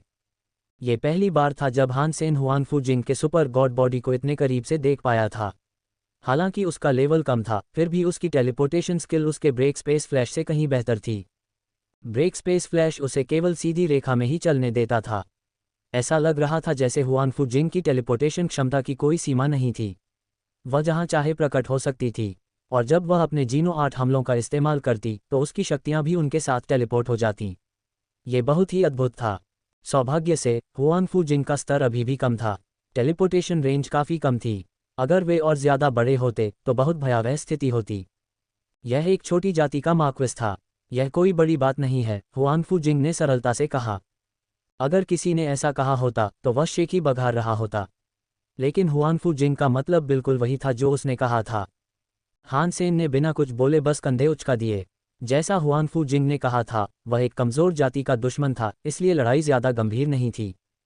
हुआनफू जिंग ने मुड़कर चुपचाप हान सेन और बाओआ को उस खदान तक पहुंचाया जिसमें उसने जेड ड्रम पाया था। क्योंकि वह नहीं चाहती थी कि जेड ड्रम किसी को मिले, इसलिए उसने उसे अपने साथ नहीं रखा। उसने उसे उसी खदान में सुरक्षित रखा था जहां उसे पहली बार मिला था। हान सेन उसके पीछे खदान में गया और तुरंत ही एक प्रसिद्ध ड्रम को देखा। लेकिन सबसे पहले उसकी नज़र जेड ड्रम पर नहीं पड़ी, बल्कि पत्थर से निकला एक स्टील का ड्रम था। वह लगभग 1 फुट लंबा था। वह स्टील जैसा काला था और ऐसा लग रहा था जैसे कोई अपनी कमर पर लटकाने वाला ड्रम हो।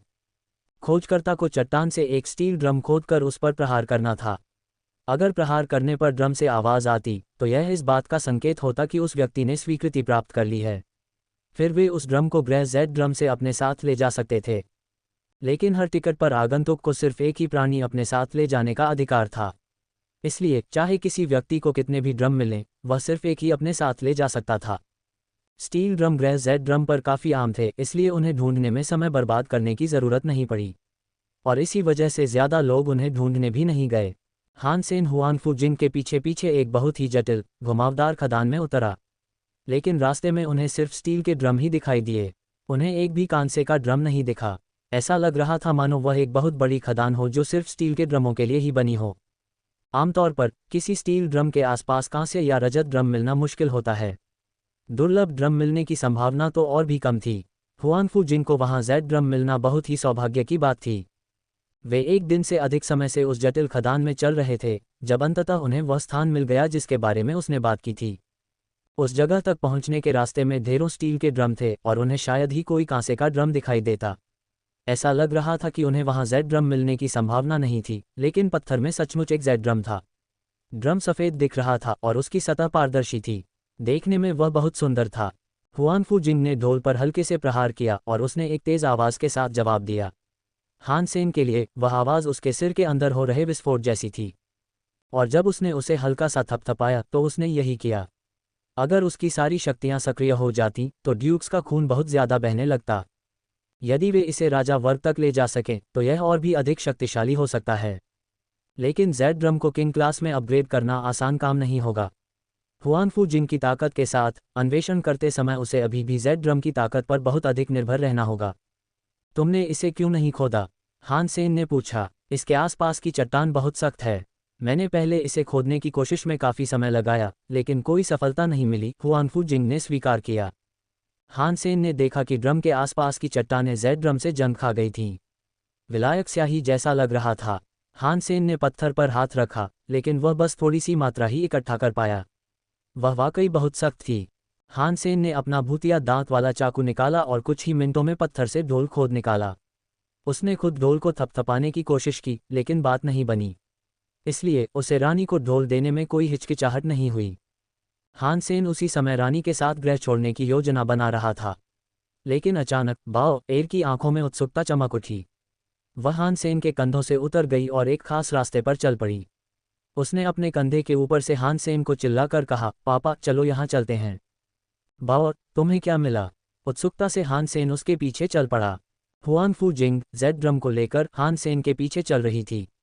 बाओ एर अभी भी आगे चल रही थी और अंततः वह एक दरार तक पहुंची और उसमें रेंग गई।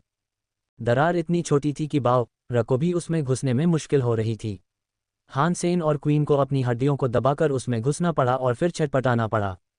थोड़ी देर बाद बाओ र चिल्लाया और एक चट्टान की ओर छलांग लगा दी। पिताजी यहाँ खोदो। बाओ ने एक पत्थर की दीवार की ओर इशारा किया। चारों तरफ स्टील के ड्रम थे, इसलिए आसपास कुछ भी अच्छा नहीं लग रहा था। फिर भी हान सेन को बाओ पर भरोसा था, इसलिए उसने अपना भूतिया दांत वाला चाकू फिर से निकाला और काली चट्टानों को काटना शुरू कर दिया। भूतिया दांत वाले चाकू की धार के नीचे पत्थर टोफू जैसा था। दीवार की सतह जल्दी ही अलग हो गई, लेकिन उसकी प्रगति जल्द ही थोड़ी धीमी हो गई। और जैसे जैसे वह आगे बढ़ता गया, खुदाई उतनी ही मुश्किल होती गई। पत्थर जल्द ही स्टील के रंग से लेकर कई जेड रंगों में बदल गया। आखिरकार वह एक काले क्रिस्टल की सतह पर पहुंच गया। खुदाई इतनी मुश्किल हो गई कि उसे मेहनत करते करते पसीना आने लगा। 7 मीटर खुदाई करने के बाद भी उसे कुछ नहीं मिला था। तभी अचानक उसके चाकू के क्रिस्टल से टकराने की आवाज़ आई। चाकू किसी चीज़ से टकराया और वह आगे खुदाई नहीं कर सका। हान सेन ने चारों ओर की चट्टानों को काट दिया और कुछ ही देर में उसे उस दीवार के अंदर एक सफ़ेद जेड ड्रम मिला जिस पर वह काम कर रहा था। एक जेड ड्रम। हान सेन खुशी से झूम उठा। उसने घोस्ट टीथ नाइफ को तेज़ी से घुमाया ताकि ड्रम पूरी तरह से दिखाई दे। हान सेन ने उसे खोदने के बाद बाओ को चूमा और कहा, बाओ तुम बहुत अच्छी बेटी हो। अगर उसके पास अभ्यास के लिए जेड ड्रम होता तो हान सेन के राजा बनने की संभावना थी। ऐसा लग रहा था जैसे वह अपने साथ एक राजा श्रेणी का योद्धा लेकर चल रहा हो। ये वाकई कमाल की बात थी। बाओ एर ने पलकें झपकाईं और पहाड़ की टूटी हुई सतह को देखा। उसने उसकी ओर इशारा किया और फिर बोली, पापा खोदते रहो। और भी ज़्यादा जेड ड्रम हैं। हान सेन हैरान रह गया। उसने बाओ एर के निर्देशों का पालन किया और खुदाई जारी रखी। आमतौर पर एक खदान के अंदर एक से ज़्यादा जेड ड्रम नहीं हो सकते थे। ये वैसा ही था जैसे एक जगह पर 2 शिकारी शायद ही कभी होते हों। खदान बड़ी होने के बावजूद वहाँ पहले से ही 2 जेड ड्रम मौजूद थे। ऐसा लग रहा था कि वहाँ तीसरा होना नामुमकिन है। लेकिन बाओ एर के पास आगे बढ़ने के अपने कारण रहे होंगे और इसलिए हान सेन आगे बढ़ता रहा। वहाँ की चट्टान पहले से भी ज़्यादा सख्त थी। हान सेन अपनी पूरी ताकत से पत्थर को छीलता रहा, लेकिन वह एक बार में पत्थर की पतली परतें ही हटा पा रहा था। आधे दिन बाद काली चट्टानें लाल रोशनी से चमकने लगीं। हान सेन पहले से भी ज़्यादा खुश था। लगातार खुदाई से वह पसीने से तरबतर हो गया था, लेकिन कुछ ही देर बाद उसने काले क्रिस्टल काफ़ी हद तक काट डाला था। एक ड्रम की सतह दिखाई देने लगी। ये वास्तव में एक जेड ड्रम था, लेकिन ये सामान्य ड्रमों से अलग दिख रहा था। यह जेड ड्रम जेड से बना था, लेकिन इस पर लाल निशान थे। सफ़ेद और लाल रंग के मिश्रण ने एक अद्भुत डिज़ाइन बनाया। हान सेन ने जेड ड्रम पर सजे लाल पैटर्न को ध्यान से देखा और पाया कि वे एक बिच्छू के आकार के थे। कुल मिलाकर ये लगभग एक आदमी के हाथ के आकार का था। यह जेड जैसा लाल था और ड्रम की सफ़ेद सतह से बिल्कुल अलग दिख रहा था। हालांकि ये पैटर्न ऐसा नहीं लग रहा था जैसे इसे उस वस्तु पर उकेरा गया हो। ऐसा लग रहा था जैसे ड्रम की सतह के नीचे एक असली बिच्छू रहता हो। हुआनफू जिंग ने रक्त बिच्छू वाले जेड ड्रम को देखा। वह आश्चर्य से बोली, मैंने सुना है कि जेड ड्रम सबसे अच्छा ड्रम होता है जो आपको मिल सकता है, लेकिन इस पर तो बिच्छू का पैटर्न है। शायद यह उससे भी बेहतर हो सकता है कि यह किंग क्लास का जेड ड्रम हो जो संयोग से इसी तरह पैदा हुआ हो। हान सेन ने सिर हिलाया। वह इस खोज से बहुत खुश था। सामान्य जेड ड्रम राजा की श्रेणी तक पहुंच सकते थे, लेकिन अगर यह राजा के रूप में पैदा हुआ तो अंततः इसे देवत्व प्राप्त हो सकता था। भले ही यह संभव न हो, लेकिन यह अर्ध देवत्व प्राप्त जरूर हो सकता था। कई ऐसी जातियां थीं जिन्हें उच्च जातियां माना जाता था। आमतौर पर यह दावा अपनी स्थिति बनाए रखने के लिए एक अर्ध देवता अभिजात वर्ग पर निर्भर करता था। हान सेन की बोलती बंद हो गई। उसने अपना भूतिया दांत वाला चाकू पकड़ा और खूनी बिच्छू वाला जेड ड्रम खोदने में लग गया। वह वहां सिर्फ हुआनफू जिंग की मदद करने गया था और उसने कभी सोचा भी नहीं था कि उसे इतनी अच्छी चीज़ मिलेगी। अच्छे लोगों को अच्छे इनाम मिलते हैं, तो मुझे और अच्छे काम करने चाहिए, है ना? हान सेन बुदबुदाया और पत्थर खोदता रहा। हालांकि चट्टान बहुत सख्त थी। हान सेन को अपनी बहुत सारी ऊर्जा खर्च करनी पड़ी और ब्लड स्कॉर्पियन जेड ड्रम को खोदने की कोशिश में उसके हाथ टूट गए। ये ड्रम उनके द्वारा एकत्र किए गए अन्य जेड ड्रमों से थोड़ा छोटा था। ये केवल 2 वयस्कों की मुट्ठियों के आकार का था।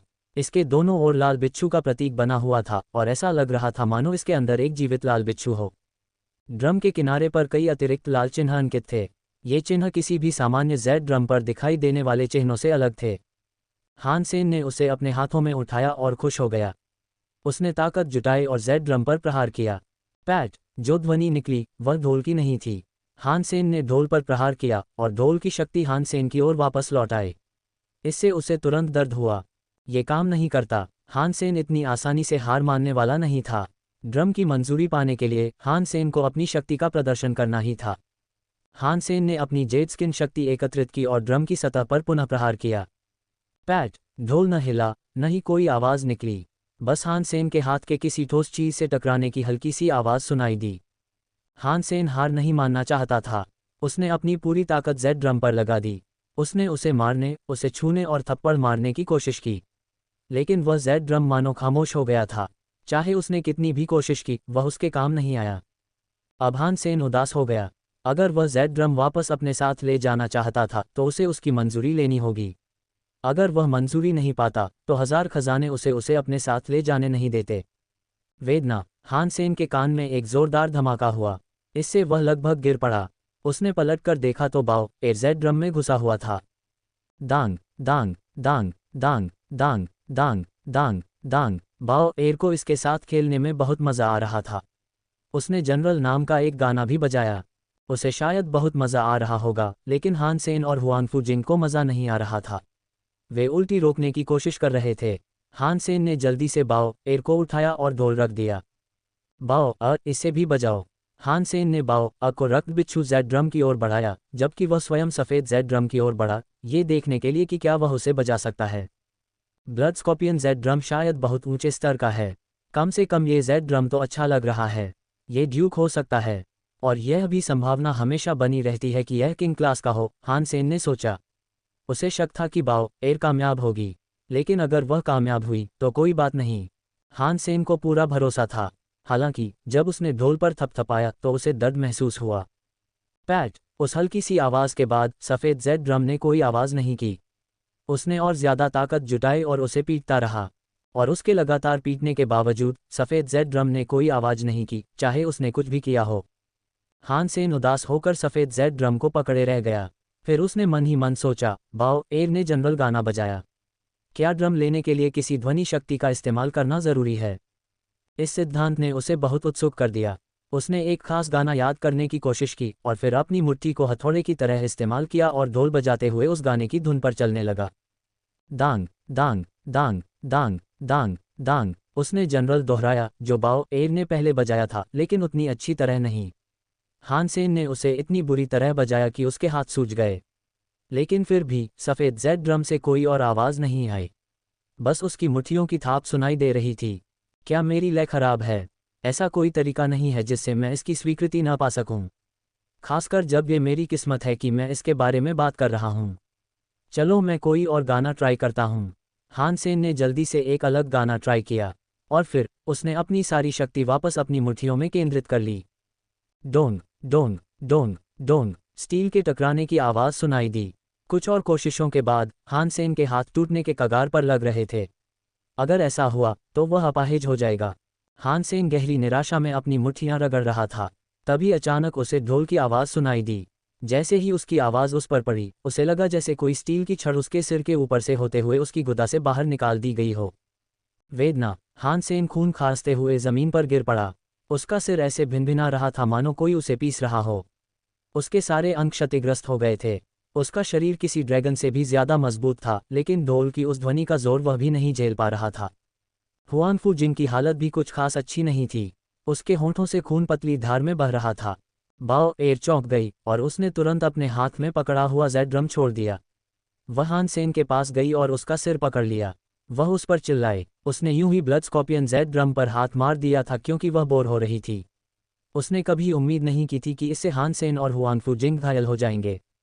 बाओ एर, क्या तुम अपने डैडी को मारने की कोशिश कर रहे हो? हान सेन ने सिर में तेज दर्द के साथ खुद को जमीन से उठाया। वह ठीक से सोच नहीं पा रहा था। माफ करना पापा, मैंने गलती से इसे छू लिया, बाओ र ने मासूमियत से कहा। सौभाग्य से तुम्हारा वार हल्का था। अगर तुमने ज्यादा ताकत लगाई होती तो हम अभी मर चुके होते। हान सेन ने हुआनफू जिंग को उठाते हुए कहा। गनीमत रही कि उनकी चोटें ज्यादा देर तक नहीं रहीं। अपनी जीनों आज से वे ठीक हो गए, लेकिन उन्हें एहसास हो गया था कि वो ब्लड स्कॉर्पियन जेड ड्रम कितना डरावना था। मैं अभी तुम लोगों को वापस ले जाऊंगा, फिर खुद यहाँ लौट आऊंगा। कोई तो तरीका होगा जिससे मैं इस चीज से आवाज निकाल सकूं। हान सेन ने अपना हाथ बढ़ाया और ब्लड स्कॉर्पियन जेड ड्रम की ओर इशारा किया।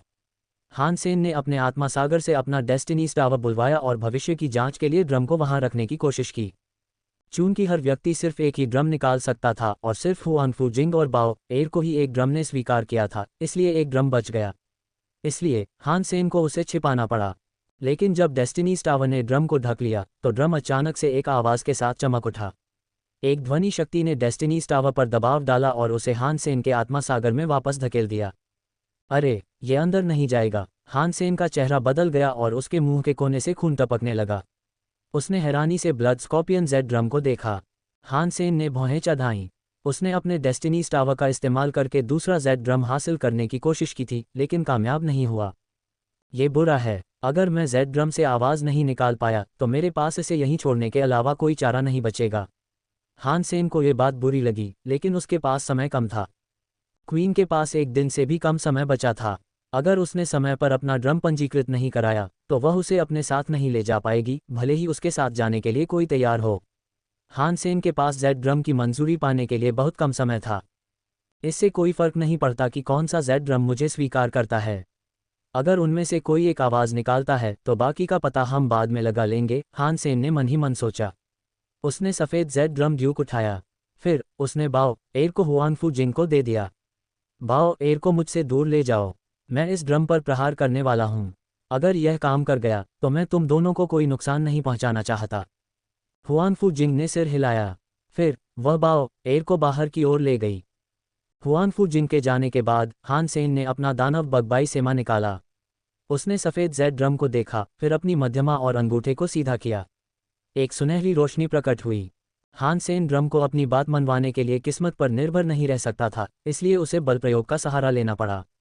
दरअसल वह चाहता था कि हुआनफू जिंग बाओ एर को ले जाए, क्योंकि वह अपने डॉलर वाले व्यक्तित्व में नहीं दिखना चाहता था। उसके हाथ में एक सिक्का आया। उस पर एक अंक लिखा था। समय बीतने के साथ वह अंक एकल टिकों में बढ़ता गया। 2, 3, 4, 5 पैसे बचाने का तरीका काम कर रहा था और संख्या बढ़ती गई। संख्या में हर उछाल के साथ सिक्के पर जमा बल कई गुना बढ़ गया।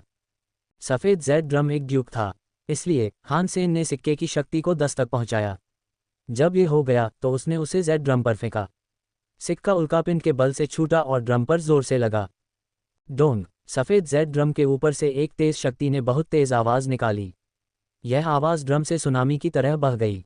हालांकि जब ये सोने के दानव बग बाईसेमा से टकराए तो वापस उछल गई। बाईसेमा के अंदर की ध्वनि शक्ति गूंज के साथ उछलती और घूमती रही। ये और भी तेज होती जा रही थी।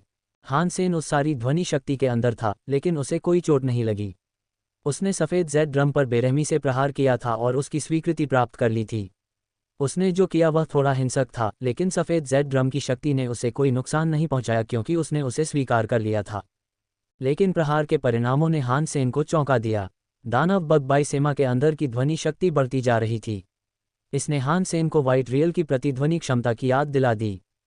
उसने एक बार मजाक में कहा था कि अगर उसके पास अपने दुश्मनों को फंसाने के लिए एक बड़ी घंटी होती तो वह इको का इस्तेमाल करके सीमित जगह में ध्वनि शक्ति बढ़ा सकता था। दानव बग बाईसेमा भले ही घंटी न हो, लेकिन ये दुश्मन को फंसाने में सक्षम साबित हो चुका था। इसके अलावा इको उसके अंदर काम करता हुआ प्रतीत होता था। मैं तो बस दानव बग बाईसेमा की मुझे बचाने की क्षमता के बारे में सोच रहा था, इसलिए एक अविश्वसनीय अवसर को नज़रअंदाज कर रहा था। मुझे सचमुच स्काई पैलेस वापस जाकर व्हाइट रियल से इको सीखना चाहिए। इको और जेड ड्रम का संयोजन बहुत कारगर हो सकता है, हान सेन ने मन ही मन सोचा। उस उन्मत्त और हिंसक प्रदर्शन के बाद सफ़ेद जेड ड्रम ने हान सेन को अपनी स्वीकृति दे दी। जब हान सेन ने इसकी पुष्टि करने और उसे फिर से मारने की कोशिश की तो ये बहुत आसान हो गया। बस हल्के से मारने से ड्रम अब ध्वनि उत्पन्न कर रहा था और ध्वनि शक्तियाँ उत्सर्जित कर रहा था। कभी कभी हिंसा सचमुच तर्क से ज़्यादा कारगर होती है, हान सेन ने सफ़ेद जेड ड्रम रखते हुए हंसते हुए कहा। फिर उसने ब्लड स्कॉर्पियन जेड ड्रम की ओर देखा। देखते हैं मैं इसे अपने साथ ले जा सकता हूं या नहीं। हान सेन ने एक सिक्का निकाला और फिर से शक्ति इकट्ठा करने लगा। जब संख्या 10 तक पहुंची तो उसने सिक्का ड्रम पर फेंक दिया। डोंग! सिक्का ड्रम की सतह से टकराया। धातु जैसी आवाज़ हुई। वह ड्रम की सही आवाज़ नहीं निकाल पाया। सिक्का ब्लड स्कॉर्पियन जेड ड्रम से चिपका हुआ था, लेकिन उसका कोई खास असर नहीं हो रहा था। ड्रम टूट नहीं रहा था। ऐसा नहीं था कि वह ऐसा चाहता था। हान सेन नहीं चाहता था कि ड्रम को नुकसान पहुंचे। बिल्कुल। सेविंग मनी के साथ 10 नंबर तक पहुंचना ही मेरे बस की बात है। अगर मैं इसे और आगे भी ले जा सकूं तो भी कोई खास बढ़त नहीं होगी। लगता है ये चीज़ वाकई किंग क्लास की है। मेरी ताकत इतनी भी नहीं कि आवाज़ निकाल सकूं। अपनी नाकामी के बावजूद हान सेन निराश नहीं हुआ। वो बस ब्लड स्कॉर्पियन जेड ड्रम अपने साथ ले जाना चाहता था ताकि भविष्य में उसे लेने का समय मिल सके। हान सेन ने एक पल सोचा, फिर अपनी उंगली काट ली। उसने अपना क्रिस्टल ब्लड पिघलाया और थोड़ा सा ब्लड स्कॉर्पियन जेड ड्रम पर गिरा दिया। उसने देखा कि रक्त धीरे धीरे पिघलकर बिच्छू के प्रतीक में बदल गया, लेकिन फिर भी उसे अवशोषित होने में कुछ समय लगा। लेकिन असल में यह बहुत दिलचस्प था। हालांकि यह अभी पूरी तरह से प्रतीक में नहीं घुला था। बिच्छू की पीठ पर एक अजीब सा लाल धब्बा था। ये छवि से मेल नहीं खा रहा था। अगर खून इसमें पिघल सकता है तो मुझे यकीन है कि मैं इसे संक्रमित कर पाऊंगा। इससे ड्रम की मंजूरी पाना कहीं ज़्यादा आसान हो जाएगा, हान सेन ने मन ही मन सोचा। गुफा से बाहर निकलते समय वह दोनों जेड ड्रम अपने साथ ले गया। वह बाओ, एर और हुआनफू जिंग की तलाश में निकल पड़ा। अब जबकि हान सेन को सफ़ेद जेड ड्रम की स्वीकृति मिल गई थी, वे तीनों एक एक ड्रम लेकर जा सकते थे। हान सेन द्वारा उन्हें ढूंढने के बाद वे सभी ग्रह पर स्थित 1000 खजानों के अड्डे की ओर चल पड़े। वह जल्द से जल्द जेड ड्रम्स लेकर वहां से निकल जाना चाहता था। हान सेन जानता था कि 3 लोगों का एक साथ जेड ड्रम्स के साथ आना बहुत ही दुर्लभ बात थी, और इससे उसे यकीन हो गया कि घर वापसी की यात्रा सुरक्षित नहीं होगी। हान सेन मुसीबत से बिल्कुल नहीं डरता था। अगर डरता होता तो वह आता ही नहीं। लेकिन ये कोई मामूली मुसीबत नहीं थी। इसमें बड़ी मुसीबत बनने की क्षमता थी। 3 जेड ड्रम कई ध्वनि अभ्यास करने वाले कुलीनों को अपनी ओर आकर्षित कर सकते थे। जो भी दुश्मन उनका शिकार करने लगे उनसे निपटना होगा। ग्रह जेड ड्रम के आधार में एक अर्धमानव और अर्धसांप घाना राजा एक स्वर्ण ड्रम पर अपना दावा दर्ज कराने की तैयारी में था। आसपास खड़े सभी कुलीन लोग घाना नरेश से ईर्ष्या कर रहे थे, जो बेहद प्रतिष्ठित गोल्ड ड्रम का पंजीकरण कर रहे थे। हालांकि घाना नरेश अपने पुरस्कार से खुश नहीं थे, बल्कि वे काफ़ी उदास लग रहे थे। उसका निशाना एक जेड ड्रम था, लेकिन 10 दिनों की खोज के बाद उसे सिर्फ एक सोने का ड्रम ही मिला। वह वो नहीं था जो वह चाहता था, और इससे वह बीमार हो गया। तितली के पंखों वाला एक खूबसूरत आदमी घाना के सामने से गुजरा और हंसा। स्टीफन, मुझे लगता है तुम्हें एक सोने का ड्रम मिल गया है। सोनिक बटरफ्लाई किंग, क्या आपको भी अभी अभी गोल्ड ड्रम नहीं मिला? स्टीफन ने अपने गोल्ड ड्रम को देखा और मुस्कुराया। सोनिक बटरफ्लाई किंग ने आह भरते हुए कहा, इस ग्रह पर अभी भी जेड ड्रम हैं, लेकिन बहुत से लोग उनकी तलाश में लगे हैं। वे जितनी तेज़ी से पैदा हो रहे हैं उससे कहीं ज़्यादा तेज़ी से गायब हो रहे हैं। अब उन्हें ढूंढना आसान नहीं रहा।